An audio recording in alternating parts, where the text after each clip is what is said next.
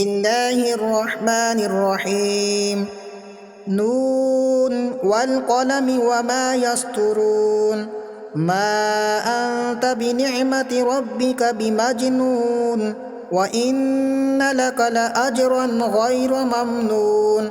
وإنك لعلى خلق عظيم فستبصر ويبصرون بأيكم المفتون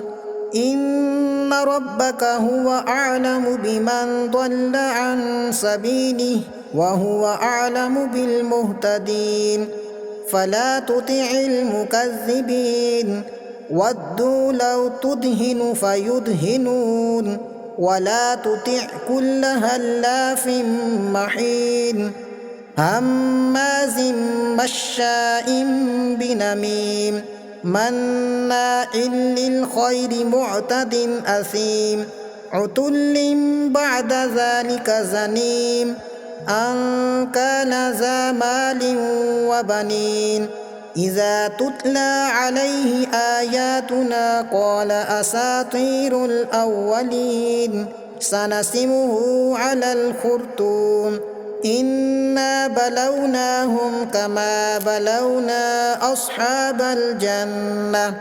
إذ أقسموا ليصرمنها مصبحين ولا يستثنون فطاف عليها طائف من ربك وهم نائمون فأصبحت كالصريم فتنادوا مصبحين أن اغدوا على حرثكم إن كنتم صارمين فانطلقوا وهم يتخافتون ألا يدخلنها اليوم عليكم مسكين وغدوا على حرد قادرين فلما رأوها قالوا إنا لضالون بل نحن محرومون قال أوسطهم ألم أقل لكم لولا تسبحون قالوا سبحان ربنا إنا كنا ظالمين فأقبل بعضهم على بعض يتلاومون قالوا يا ويلنا إنا كنا طاغين عسى ربنا أن يبدلنا خيرا منها إنا إلى ربنا راغبون كذلك العذاب ولعذاب الآخرة أكبر لو كانوا يعلمون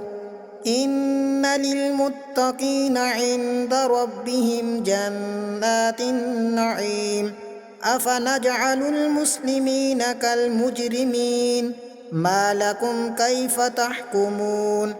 أم لكم كتاب فيه تدرسون إن لكم فيه لما تخيرون أم لكم أيمان علينا بالغة إلى يوم القيامة إن لكم لما تحكمون سلهم أيهم بذلك زعيم أم لهم شركاء فليأتوا بشركائهم إن كانوا صادقين يوم يكشف عن ساق ويدعون إلى السجود فلا يستطيعون خاشعة أبصارهم ترهقهم ذلة وقد كانوا يدعون إلى السجود وهم سالمون فذرني ومن يكذب بهذا الحديث سنستدرجهم من حيث لا يعلمون وأملي لهم إن كيدي متين أم تسألهم أجرا فهم من مغرم مثقلون أم عندهم الغيب فهم يكتبون فاصبر لحكم ربك ولا تكن كصاحب الحوت إذ نادى وهو مكظوم لولا أن تداركه نعمة من ربه لنبذ بالعراء وهو مذموم فاجتباه ربه فجعله من الصالحين وإن يكاد الذين كفروا ليزلقونك بأبصارهم لما سمعوا الذكر ويقولون إنه لمجنون وما هو إلا ذكر للعالمين. صدق الله العظيم.